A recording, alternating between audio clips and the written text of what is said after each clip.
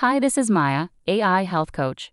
There are several over-the-counter anti-inflammatory medications available, including non-steroidal anti-inflammatory drugs such as ibuprofen and naproxen. These medications are commonly used to relieve pain, reduce fever, and reduce inflammation. However, some of these medications can have an effect on blood pressure. For example, ibuprofen and naproxen can cause a temporary increase in blood pressure, especially in people who have high blood pressure or who are taking blood pressure-lowering medications. In some cases, the long-term use of these medications can also lead to an increase in blood pressure. If you have high blood pressure or are taking blood pressure-lowering medication, it's important to speak with your doctor before taking any over-the-counter anti-inflammatory medication.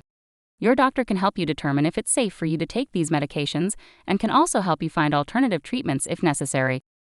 It's also a good idea to monitor your blood pressure regularly while taking any anti-inflammatory medication and to report any significant changes to your doctor. Please share this video with your loved ones.